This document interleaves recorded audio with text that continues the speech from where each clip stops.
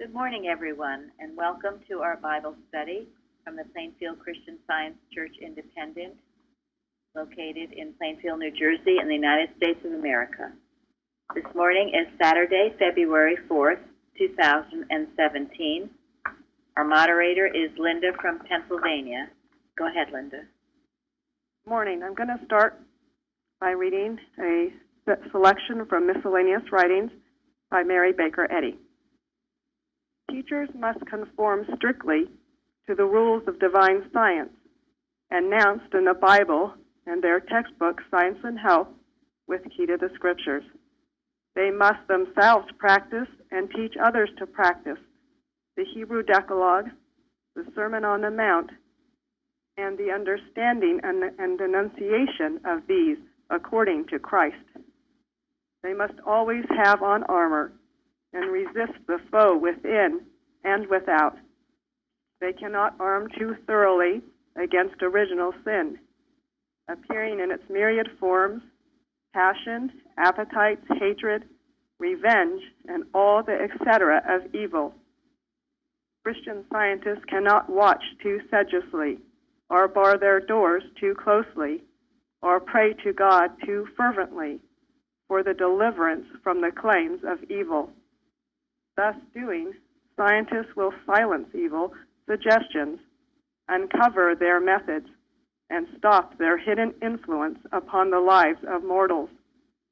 Rest assured that God, in His wisdom, will test all mankind on all questions, and then, if found faithful, He will deliver us from temptation and show us the powerlessness of evil, even its utter nothingness. Thank you. Very perfect for this. Today, the topic is Be Not Troubled, and the Bible readings were from Mark 13. And our first question was, where is Jesus in His ministry, and who is He addressing? Jesus was toward the end. I think it was just before the Last Supper, like the day before or so. And then He was talking to His disciples. They were walking around the temple area in Jerusalem.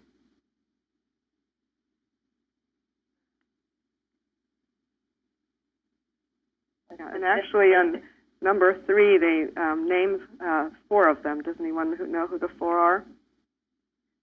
Citation. There was Peter, John. Okay. Oh, I'm sorry. Go ahead. Peter, James, John, and Andrew. And so, what does anyone want to add to that, or should we move on to number 2? Well, he had been in the temple. He was probably teaching. He probably had a big group in the temple that he was teaching. I think that is correct. And he walked out with some of his disciples. And then he went over. No, I thought it said this was just to the 4. No, before that. I think before that. he was referring to that. Okay. Mm-hmm. Yeah. But you're right. It was just to the 4. I was just saying, right before that, well, maybe someone said it, he was at the treasury, against the treasury where people were casting money in, the rich, and then a poor widow came in and pitched in a little mite, 2 mites. That's the previous chapter. Right. I thought you were talking about, what had occurred right before it. I'm sorry. It was interesting. Thank you. No, that's all right. Gives us a time frame. Well, he was always out. He was always looking out for the temple, and he was using the temple to teach. And wherever he could teach. Also, he was speaking, really preaching to the clergy rather than just the people.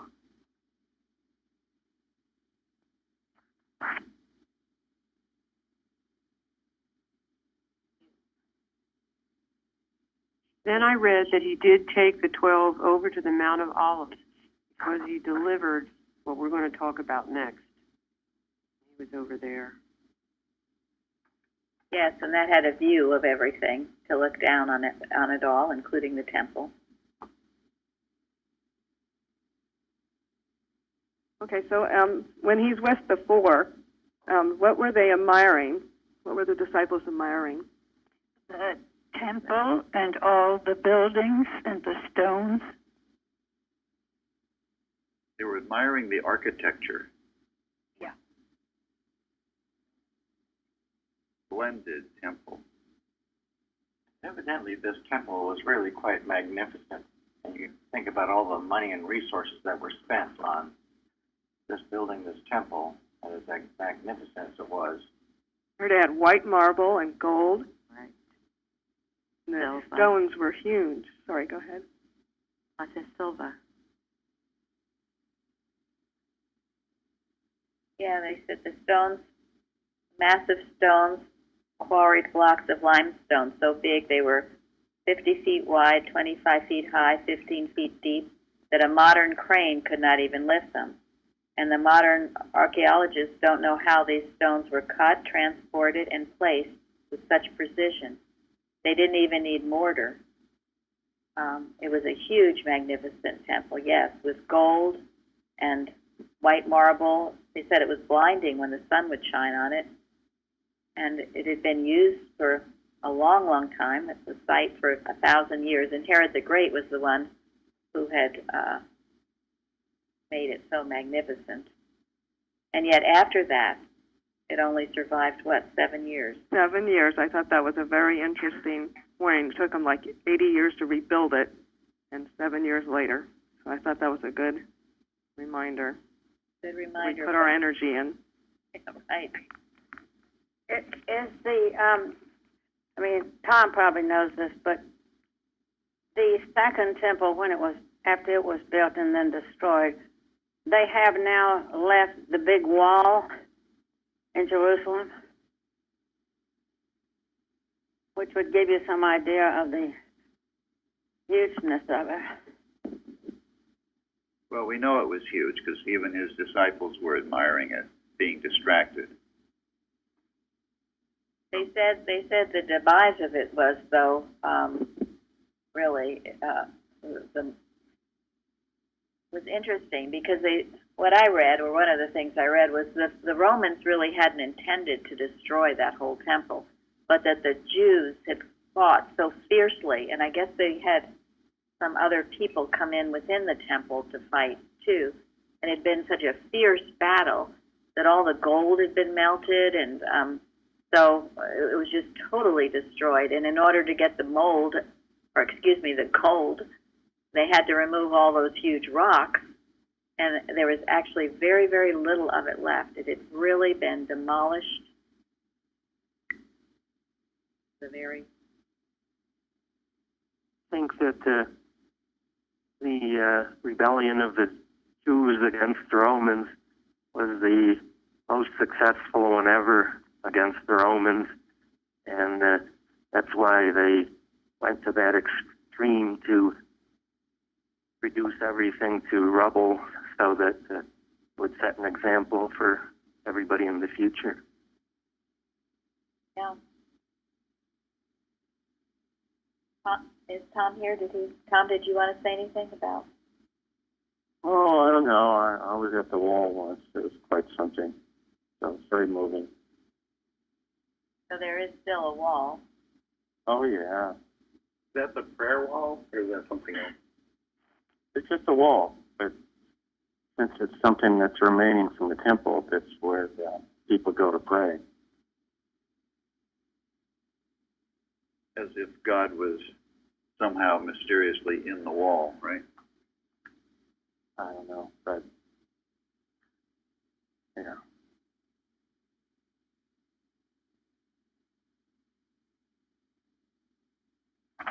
Nearest they could get to being at the temple, at the actual Jewish temple, to get to the wall, to pray at the wall. Yeah. One of the things I read referred to it as it had become an idol. I would say so. Yeah. Pretty common idol. Yeah, no kidding.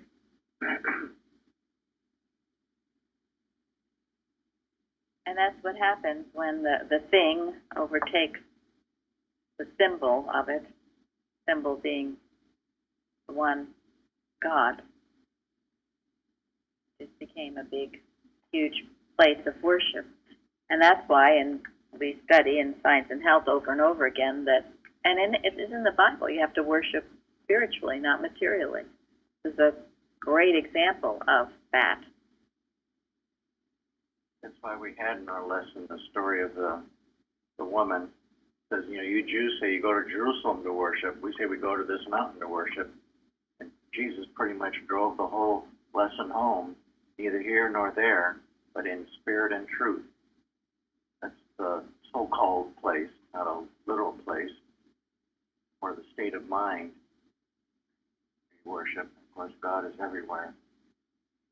And then he told her that you guys don't even know what you're worshiping. Yeah, which is true. It could be the building. Yeah. And isn't it true? I mean, most worship is superstition. Most of what people call worship. Rosaries. Or whatever you want. And it is certainly why Mrs. Eddy kept the science churches as simple and plain as possible. So we wouldn't have all this grandiose architecture buildings that people would begin to be enamored with. And also, it's hugely expensive. I mean, who paid for this and who did all the work? It was all, I'm sure, slaves and that kind of thing. That's a great point because it's a symbol, the church, the grandiose church, because it becomes a symbol for worshiping money and wealth. It does. And here's a trivia fact: is the Emperor Caligula, and this kind of give you the sense of how people felt about that building. He had a statue made of himself and then sent it to have his statue set up in the temple. Wow. Yeah. It never happened because he died before it actually got to Israel or Jerusalem. Yeah. But obviously, if you're emperor, you've got to, make everybody know everywhere you're number one. So we're gonna put your own statue up in this Jewish temple. Yes, he was searching for immortality the wrong way. Well, in this, I think perhaps I can mention it here, in this Mark 13, there's a reference to the abomination of desolation, and that is in Daniel. It has to do with Daniel's prophecy. And in reading about it, because I couldn't quite wrap my head around what that meant, but simply it means that, and this actually applies to what we talked about last week, it says, where the Antichrist will stand, where it doesn't belong, the Antichrist standing where it doesn't belong, and presumably the temple. So, the abomination of the desolate is when the church, what represents the church, is taken over by what? Worldliness. Yes. Which is Material. Which is the Antichrist. Which is the Antichrist. And that goes back to last week in Revelation when we talked about the seven seals of error. Seven seals of error, yes. And one of them was the worldly church. It masks, it's deceiving the elect. It's pretending to be something it isn't. And it stands where the Christ should stand. So look at, just look around. Look at the Vatican. Look at the monstrosity in Boston. Now I get it. When he talks about the Christ, the Antichrist, or people calling themselves Christ, this is materialism. Materialism setting itself up as a savior. I get it. Yes, yes, it is materialism, and it can appear to be very good. It can appear to be humanitarian, very good, I guess it can be, but it is not. It is the Antichrist. And again, the word Antichrist, when I talked a few weeks ago about this idea of getting rid of the Bible, they're working on it, and they're changing it, and they're having this international Bible. One thing they've already gotten rid of is that word Antichrist. Antichrist is extremely important. It's very descriptive. It's telling us a spade is a spade. It's the Antichrist. They've replaced that term with the term enemy of the Christ, which is only half of what Antichrist means. Part of the definition of Antichrist is the enemy of the Christ. But part of the definition of Antichrist is something else. Anybody know what that is? Oh, the counterfeit. Yeah, it's instead of the Christ. Yeah, when I first came here, Thank you. under learning that these things are counterfeits of the truth was a real eye-opener for me. So Right. to take that out of there so people can't learn that is horrible. Right. It's not only the enemy of the Christ, but it is trying to replace the Christ, and it's a counterfeit. That is very wicked.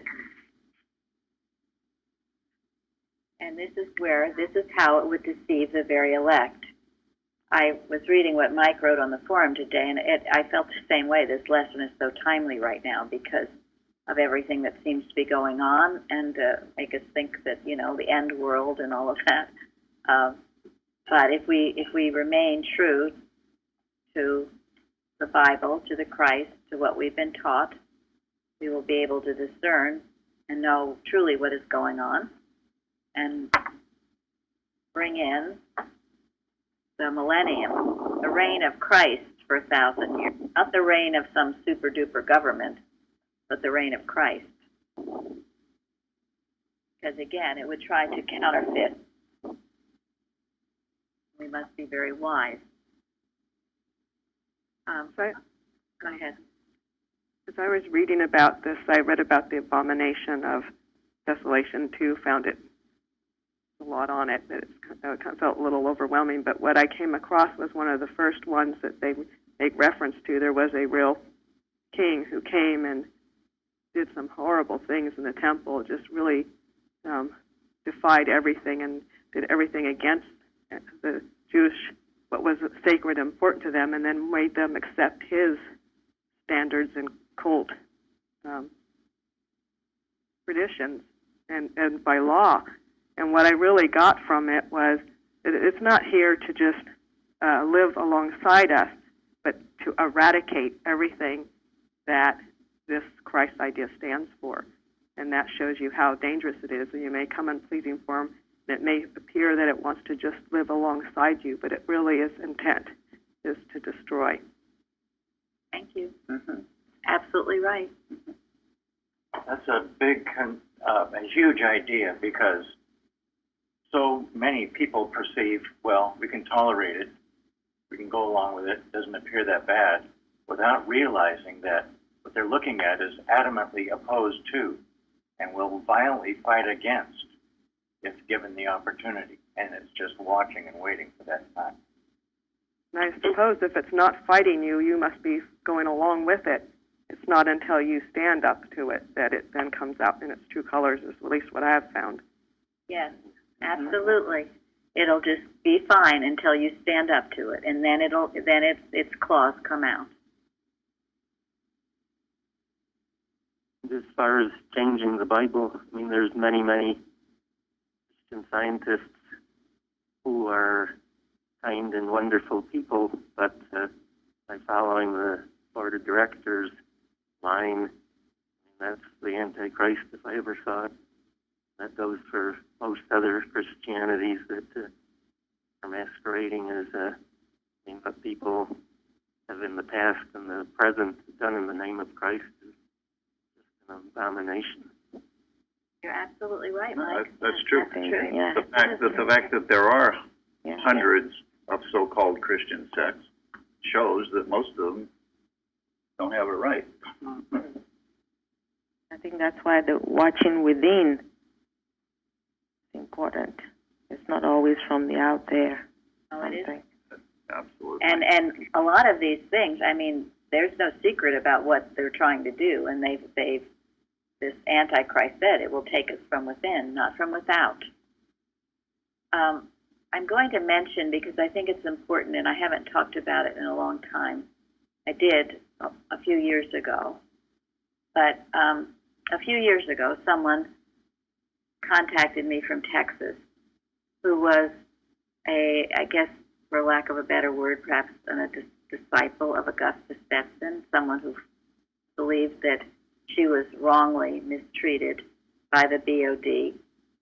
And at that time, I know in classes and things throughout the years, Mrs. Evans kind of reserved judgment on Augusta Stetson because of what happened to us. So anyway, for those of you who don't know who Augusta Stetson is, and probably many of you do, she was an early worker. She had been taught by Mrs. Eddy. She was very close to Mrs. Eddy. And she was extremely successful in New York City. She had as a healer, yes. And she had a huge, very grandiose church in New York. The First Church of Christ Scientists is the biggest church next to the Mother Church.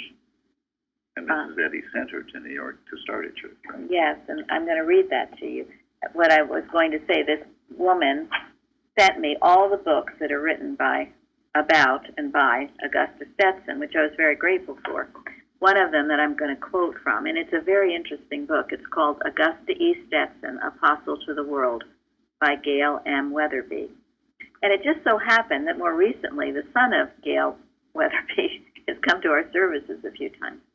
Anyway, it says, in 1886, Mrs. Eddy asked Augusta to go to New York City to help establish the Christianity of Christian Science.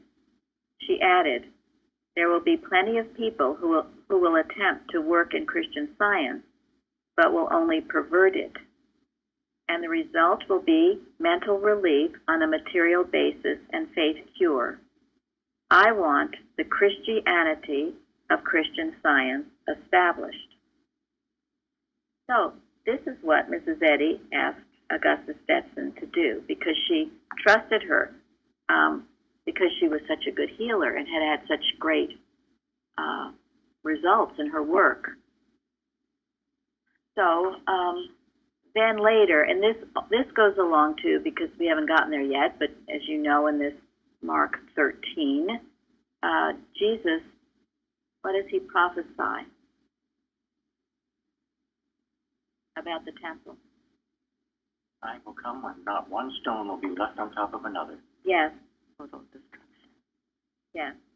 So they are getting ready to build this big church in New York City, and the question of the inscription to be engraved prominently in the Concord granite of the 96th Street or south wall of the church proved to be a waymark experience as the new edifice was rising. One of the trustees suggested that the phrase, "to the glory of God," be inscribed on the church wall. Augusta felt otherwise. According to her suggestion, the Board of Trustees sent to Mrs. Eddy 2 cardboard tablets with 2 proposed inscriptions, "To the glory of God" on one, and "A tribute of love to our leader and teacher, Mary Baker Eddy" on the other. Augusta had already obtained Mrs. Eddy's permission to inscribe her leader's name on their new church edifice, so Mrs. Eddy's approval of the second proposed inscription was readily accepted by all. Mrs. Eddy's response to the trustees' proposal was accompanied by prophetic words. Pleasant View, Concord, New Hampshire, October 22nd, 1903. First Church of Christ Scientists, New York City.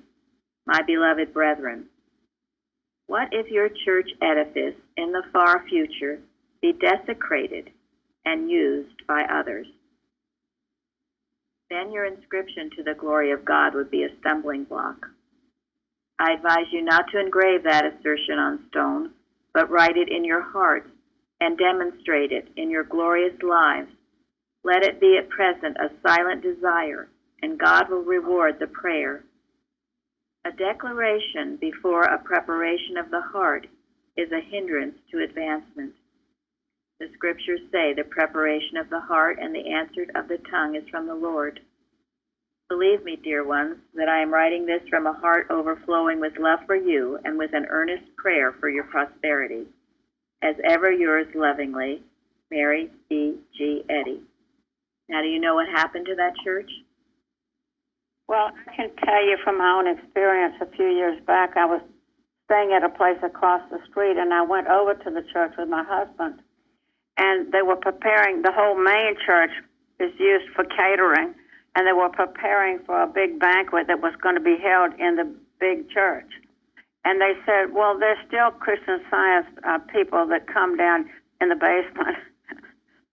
Well, that's another church. That's another church. I forget which number. Maybe Tom knows. Oh, Park Avenue, I think. Well, that's the third church. The third church. That's still going on, and they're serving liquor. It's on Park Avenue. Ginger Rogers used to go there, you know. Ginger Rogers, I didn't know that. Yeah. Oh, Ginger Rogers. Oh, okay. Yeah, so what happened to the first church? But the first church is on the west side, on Central Park West, overlooking Central Park. Right. It is no longer a Christian Science church. It was taken over. Mrs. Eddy's prophecy came true. You can Google it. It's very interesting. You can Google it and see. I forget who took it over, but they have banners covering references to Christian Science. I remember Gary and I, we used to, as a church, we used to travel occasionally to Skytop in Pennsylvania and spend an overnight. And we were there one night preparing to go to dinner, and I had the television on. And there on the television in the news, the First Church of Christ Scientist, New York City, the largest church next to the mother church, has been sold. I was shocked. Mrs. Eddy's prophecy came true. She knew then. Now, on the opposite side of Augusta Stetson, we know how much Mrs. Eddy, if you read this book, you'll see how much Mrs. Eddy loved her. I think she knew that there was a huge amount of jealousy because she was so rich. She was very rich, and a lot of her students were rich, and a lot of what she did was grandiose, and that came up to great jealousy, envy, scrutiny, also not in line with Christian Science. With many, I agree with that. She lived in a great big mansion right next to the church, but they were growing like anything. And then I've heard, maybe you've heard too, that she was planning to make this church like a mother church with satellites. I mean, you know, she was getting kind of way out there. And so she met with a great deal of opposition. And the BOD put her down, excommunicated her, excommunicated all her students in the church itself. I would have loved to have gone to the church. I never did. But upstairs in the church, there were a whole circle of rooms in which they were called practitioner rooms. She had many practitioners working, and she used to go up there and teach them and work with them. And there's a book of all their healings that they had performed. And even at that time, and maybe especially at that time, there was all this inward fighting. I mean, Laura Lathrop, I think, wanted to be the first church, but she became the second church. That was her church. But it was all this inner fighting. This is why Mrs. Eddy finally, at the end, just said, okay, you guys duke it out. So they stripped Augusta Stetson of everything. They said she was disloyal to her leader. Her home was taken. Everything was taken.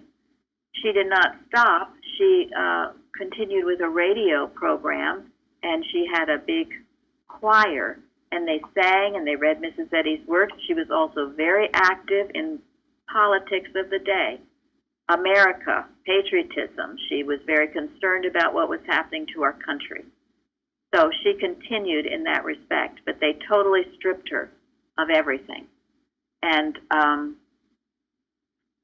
in one of the books by Carpenter, and of course I have huge amount respect for Carpenter, he tells of a story where Augustus Stetson comes, I believe it was to Pleasant View, to have dinner with Mrs. Eddy and the other workers. And he makes a point of how well-dressed she was and how she sat down and she spoke the whole time. And while on the other hand, Mrs. Eddy was very humble and modest and hardly said a word. And when dinner was up, she took Calvin Fry's, when dinner was over, she took Calvin Fry's arm and kind of just walked out without much comment.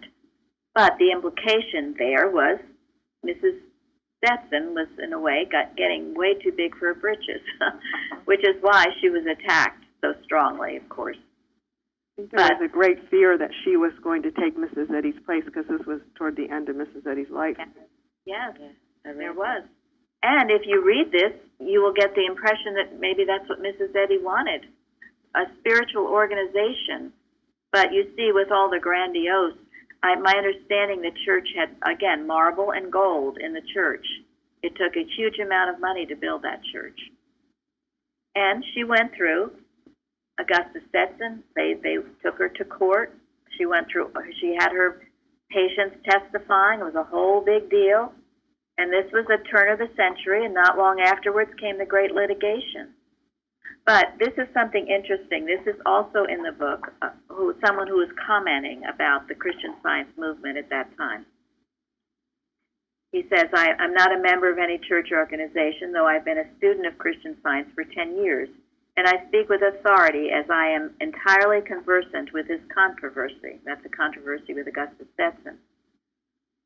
He said that the action of the board of directors is deplorable, is well established by the following excerpt from a publication written by an editorial writer of the New York Times and published in that paper. Quote, those of us who view Christian Science from the outside, and therefore with impartiality as regards its factions, can plainly see that its present managers are of heterodox beliefs and practices, that they have not kept the faith, but have made in an effort to conciliate the negligible antagonism of those who do not understand Mrs. Eddy's doctrines, one weak concession after another to so-called reason, till now the system is hardly distinguishable from new thought or mental healing.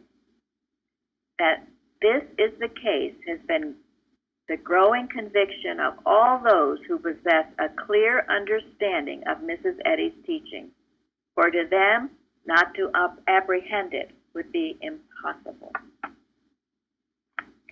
Just a lot of food for thought here. This was going on turn of the century, not during the time Mrs. Eddy was alive and then after when she passed. I think it's amazing someone on the outside could see that they were not understanding and conforming to Mrs. Eddy. I do too. And that it was becoming New Age. Even then they said that. And that they were making concession after concession. And that it was so watered down. And I believe a lot of the antagonism toward Augustus Stetson was she was so strong and outspoken and did not concede. Mortal mind didn't like it. But again, you can draw your own conclusions. And my viewpoint, I'm sure, is a lot different from what we experienced. And also, in this last Liberator, what Eustace said, that the BOD should have no business in any of the branch churches, no business in excommunicating anyone. You let people rise and fall, including the churches, according to their own merit. And they will. And if what she established had not been right, it would have fallen on its own merit. It's fallen already. It's fallen now on this other merit. But I bring it up because this is fast-forwarding from the temple that fell to what is happening now. I just want to be clear on that. So you're saying that Augustus Stetson did not fall on her own merit. It was a undermining from the board of directors. Well, but she may have had something in her that perhaps the arrow, yeah, because this kind of grandiosity and all that I'm sure that has something to do with it, too. I did, yes, I think the lesson is Eustace. yes. Yes. I think that's the But lesson. in the end, Mrs. Eddy left Augustus Stetson. I read somewhere left Augustus Stetson a cross or something of hers. Right, she did leave something to Augustus Stetson. If you read this book, and it's not a big book, it's very interesting, and letter after letter saying how much she loved her. She knew that she was under extreme attack, but it's hard not to see that even the church and all the gold and all of this display of finery. It was sort of like when Hezekiah displayed all his wealth to everybody. It's not a wise thing to do. So I think that there was something there, yes. But I'm not trying to draw any conclusions for anyone because I'm not sure I have drawn a conclusion. I just something to think about, to see why things do rise or fall, and also see what happened. I do not call it the Mother Church. I call it the BOD. It's the BOD, not the Mother Church. Mother Church stands strong. Nothing can touch the Mother Church. That's what Mrs. Eddy established. But the BOD is something else. Just in terms of the size of the Christian Science churches, probably the biggest was the one in London. It's not there anymore, so that's why when the first church was sold, they described it as the second largest. But I was in that church in London once, and it was an odd placement against the street, and I thought, I just don't get this, And the building was, you could say ballparkish size of the Plainfield Church, okay? But what it was the church was the foyer. Wow. Can you imagine a foyer that big? Well, in those days, thousands and thousands and thousands of people were attending church. The Mother Church can hold 5,000, and they had more than one service. Yeah, think of the foyer being bigger than the Plainfield Church. It's just astounding. It is. And so the church itself was so big, they didn't know what to do with it when all the members went away, Right. They just had no idea what to do with it. It was just gargantuan. So they tore it down and sold it and put up modern apartment buildings. Wow. And probably gave all the money to the Boston church, They would. And there is a website, and Linda has investigated it when I told her about it. It lists all the churches that have closed. It's not a kindly website either. It's an unkindly. It's not listing it in a kind way. It's showing you how Christian Science has failed. But if you look at that website, and there are pictures of these churches, and I'm sure that London church is on there, huge buildings. Some of them look like federal state buildings. They're huge. But they needed churches that big because they had so many people. Augustus Stetson, her church was huge, but she needed more churches because she had so many people. They were coming in by the drove. But look where we are now. So the pattern repeats itself, doesn't it? And what is the enemy here? What is it that we need to watch for? Auto mind. Human mind. Yeah, the humanization of God's Word. Yes. Because that's what did it. They humanized it. Think about this thing in Mark. Jesus obviously been in the temple, a massive, impressive thing.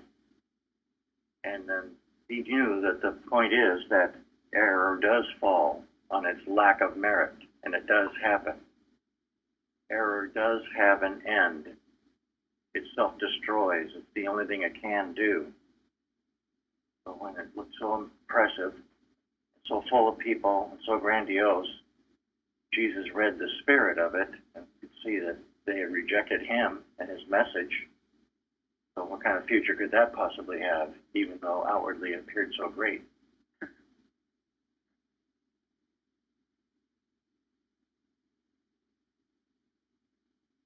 This is why, the clear, correct teaching, as Eustace calls it, so important that it can't be humanized, because in humanizing it, it becomes a mockery, and that's why people do mock science. It becomes the Antichrist. It's the Antichrist. And Bignell Young says it turns into Catholicism, which it does, because Catholicism is the human mind in full bloom. Thank you very much. This has been really very helpful for that question that I asked. Oh, good.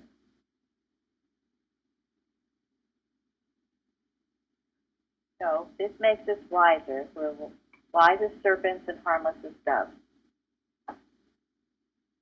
We have to see what's really going on. Keep our own counsel.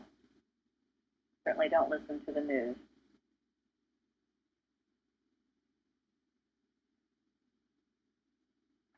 So where are we? I've jumped ahead a few. So we answered number 2, didn't we? Yes. Yeah. I think what we were starting to touch upon then is what did the disciples ask Jesus, which I'm going back. He had mentioned that the buildings would fall, and they said, this is number 4 citation, "Tell us, when shall these things be? And what shall be the sign when all these things shall be fulfilled?"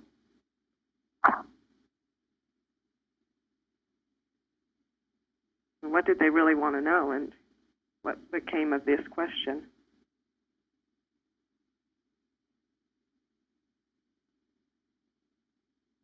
Well, it's good to think about what their motive was in asking this question.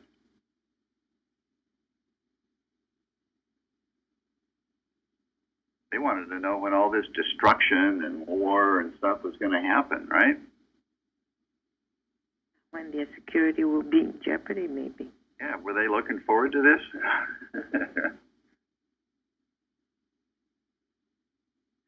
And he warned them to take heed for themselves. Yeah, and if you've seen the movie, the documentary about this lamp in the darkness, it tells you right after all of these Christianity was reigning and the gospel was being read, up rose the opposite, Romanism, and they went around, they were killing everybody they could and burning the Bible, trying to just take it right out. It happened. What was that, a couple hundred years afterwards? And claiming that Peter was the first pope, right? And right. all kinds of things, and saying the Pope had total authority over everything. The Pope could not be questioned. He was total authority, and that included over the word of the Bible. So that's why they destroyed the Bible as much as they could. But see, no matter what they've tried, it doesn't seem to work. There's always, I call it the golden chain. But what Jesus told them, he said you were to flee. And these people, those who survived, they did flee. They went up to the mountains. In Sodom and Gomorrah, what were they told to do? Not look back. Flee and not look back. To me, to some degree, it represented get the heck out of Dodge. But in other words, don't stay within the movement to try to correct it, because it's all going to cave in on your head. Don't try to fix what can't be fixed. He's also warning them not to be drawn away from Christ, from their duty to Him. So, yes, the protection. What else can? That is another thing where in Mark 13 it says Jesus likened it to the man going to a far country. He left his servant, and there were 3 things he left: his house, his authority, his work, and then a doorkeeper to keep watch. So your house, your mentality, your consciousness, your, quote, church, if it's the right definition of church,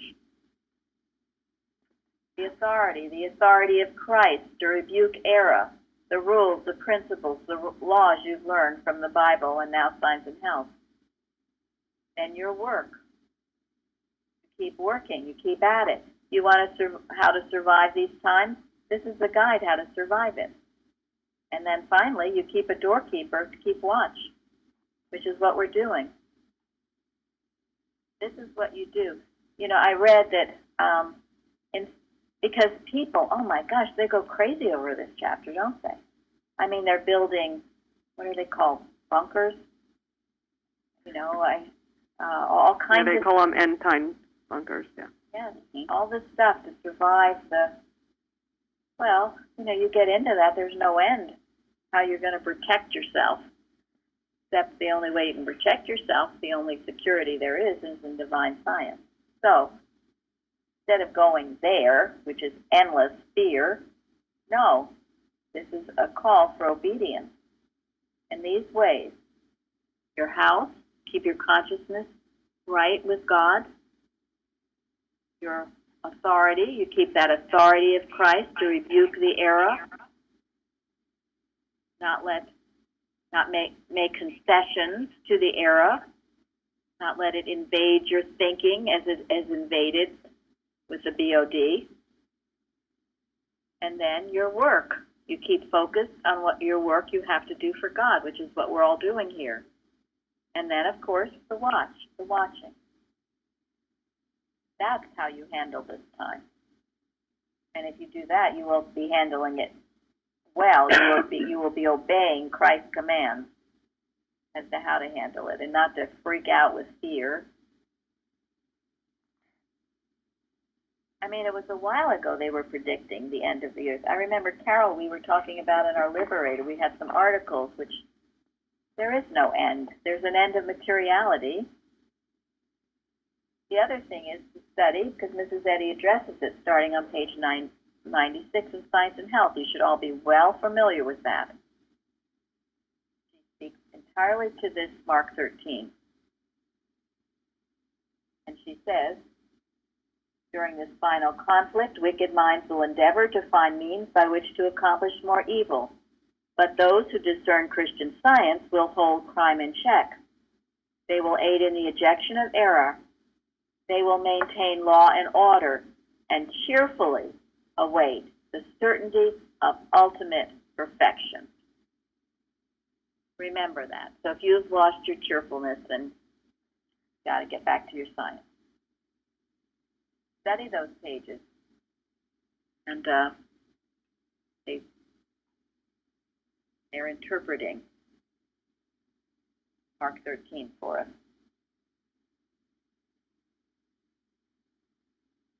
Fear not. Cheerfully await. Fear not. Let your heart not be troubled. Not be troubled. Yes. And there is safety for God's people. There is. In science. In science, yes. But you've got to be willing to flee and not stay in. You know, as they did in the temple, they got totally demolished. So, it says, here, verse 20, no flesh shall be saved. So if you cherish any fleshly thing, you think of yourself as fleshly, you're going to be pretty upset by all this stuff. That's why only in science do we have the answer. So Gary will read on page 97. Science and Health. In reality, the more closely error stimulates truth, and so-called matter resembles its essence, mortal mind, the more impotent error becomes as a belief. According to human belief, the lightning is fierce and the electric current swift. Yet in Christian Science, the flight of one and the blow of the other will become harmless. The more destructive matter becomes, the more its nothingness will appear, until matter reaches its mortal zenith in illusion and forever disappears.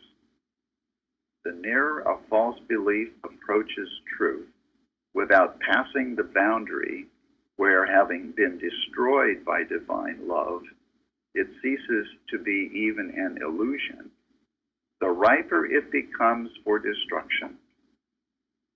The more material the belief, the more obvious its error, until divine spirit, supreme in its domain, dominates all matter, and man is found in the illusion, in the likeness of spirit, his original being.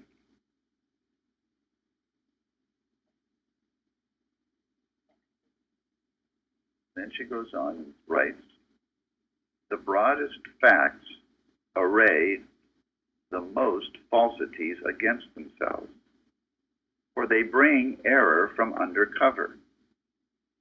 It requires courage to utter truth, for the higher truth lifts her voice, the louder will error scream, until its inarticulate sound is forever silenced in oblivion. Quote, he uttered his voice, the earth melted, end quote. This scripture indicates that all matter will disappear before the supremacy of spirit.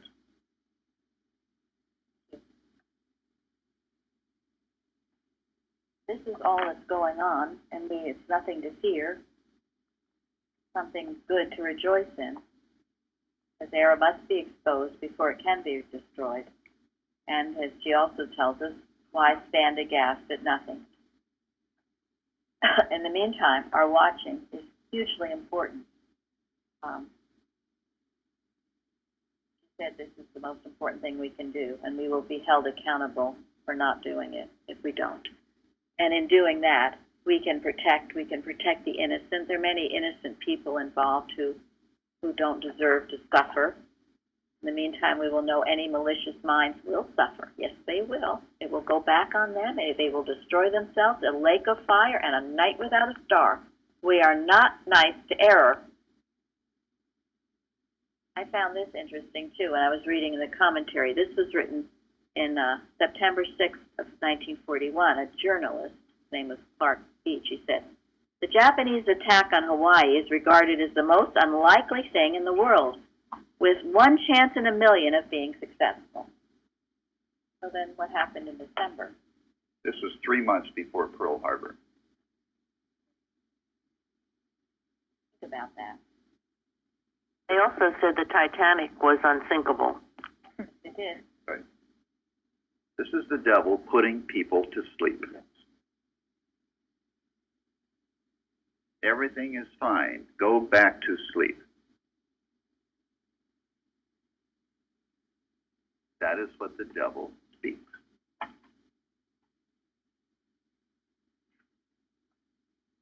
And remember, in dealing with it, we are always dealing with it as nothingness. In Collectania, I love this too. This is on page.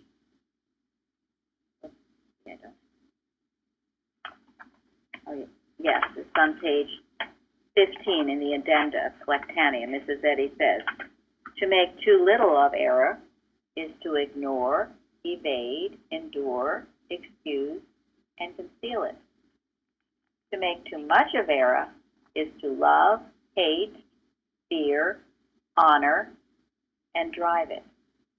Then, error is not to be ignored, evaded, endured, excused, concealed, loved, hated, feared, honored, driven. Think about that. And then she also says, afraid. Afraid of what? What does earth hold that can compare with God's omnipotence? Trust to his care. Make faith in him your staff. It will not bend.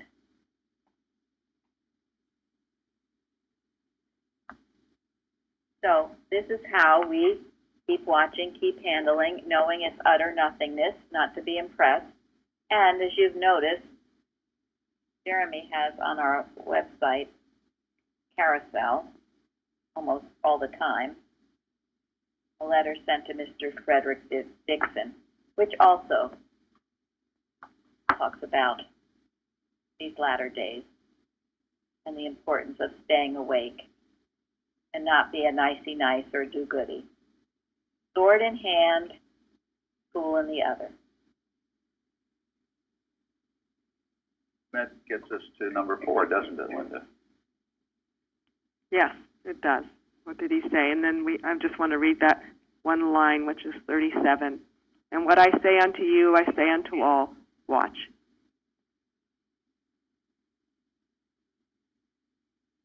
Wait, did you write on the forum about that? That's something else. Anyway. No, I wrote about the prophet. I can look it up if you want. Yes. Yeah, that was excellent, too. The prophet was very good, what you said. What did you say about that?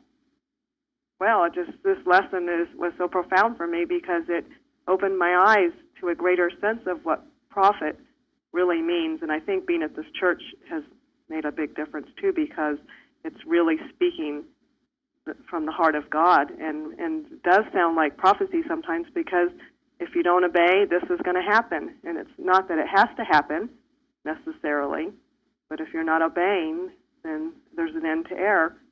And I saw it now less as a prophecy. People get so caught up in, supernatural powers that people can predict the future, and it really broke that mesmerism for me and a true understanding that it's really the hard work people go to be close and be humbled with God and really changing their lives and living a life that is Christly, and then they naturally have this communication ability, and that just really opened my heart to a deeper understanding, and I appreciate it. Thank you very much. Very good. It just comes to you when you're obeying God and His principles and laws, just as Linda said, you can see what's going to happen if you don't. Can't help but see. You don't want to see. Sometimes you can't help but warn people, and they don't want to hear what you have to say sometimes. But it's not invading anyone's thought or trying to mentally mind read. That is not it at all. It's God speaking. Go ahead. I wanted to go along with what you're saying. When in his response, Matthew Henry, this is a paraphrase. Watch out when disorder is all around. Look to yourselves and do not be drawn away from the Christ. To have holy security, do your duties to Christ. You will have suffering, and man will hate you, and you may be crushed down, but the gospel cannot be crushed. Yes. The unbending stuff. Thank you. And in the Dixon letter on page, I have a page, but he writes, "It is the treacherous nature of evil to harm, but if we cling to our revealed truth and reject the counterfeit, we have destroyed the power of evil to harm us, for it can never change or affect truth. Our safety lies in our constant obedience to truth, in thought, action, desire, and deed.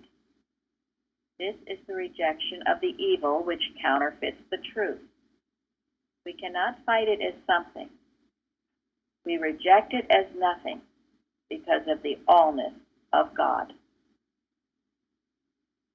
Well, Jesus says to his disciples during this whole thing to take heed for themselves, and he warns them that they'll be delivered up to the councils, and in the synagogues they'll be beaten. You shall be brought before rulers and kings for a testimony against them. And the gospel must first be published among all nations. That he makes that point.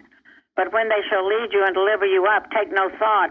And then he says, you will know what to say because the Holy Ghost will speak for you. Yes. Yes, and all of this is happening, and, all the martyrs that we saw in that movie, The Lamp in the Darkness, but it's still going on. I read 160,000 Christians a year get killed just merely for their Christian beliefs, more than any other so-called religion. It's the Christians. I just saw some statistics done by Pew Charitable or something, and they said it's rising every year, the persecution of Christians. And more countries. And Elsie read, it goes on in the United States. Now, hopefully we're not being burned and slaughtered, but I guess there are other ways. But when we take the right to read the Bible, or they're trying to take the Bible out of things, part of the persecution. This is all part of the work of the Antichrist. It is trying as best it can to deceive as many as possible. And to somehow get it, the thought, well, this is right. It's right to do these things. It's okay.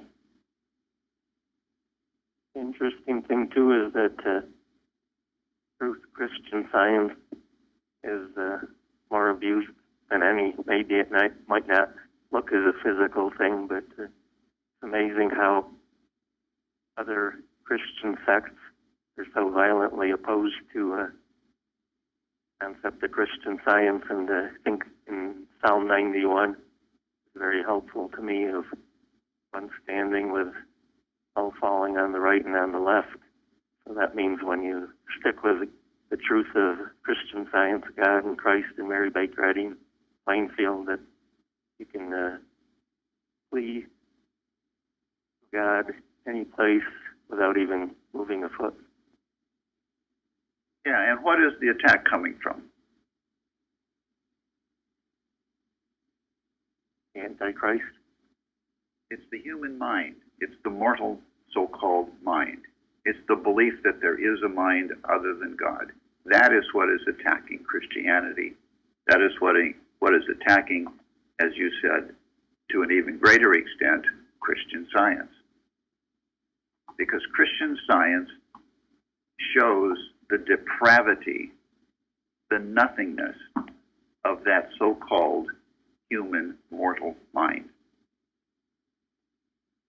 That is why it is so vehemently intent on destroying, attacking Christian Science. That is what Jesus' response in Mark 13 is all about. And he finishes it with, don't go to sleep. As long as the light is shining, the darkness cannot come. Never forget that. It's impossible. It is impossible. I don't care how fierce it sounds and all the carrying on and stuff we hear. If the light is on, the darkness cannot approach you. It's a law of annihilation to anything unlike itself. So you keep your light burning. You keep your love for God burning. You keep it bright. You keep your watches. You keep your cheerfulness. You hold crime in check. When you hear of evil reports, weather conditions, earthquakes, you get into your closet and you know the truth about it. You pray. God's government. That's the truth. The other is an illusion, a mesmeric suggestion that it wants you to be drawn into and discouraged and defeated. Can't be done. Keep your light shining. The enemy will be defeated because ultimately it's unreal. Not of God. Great questions, Linda. Holy Moses. Thank you. Good session. Thank you. Thank you. Thank you. Thank you. Thank you. Thanks, Linda.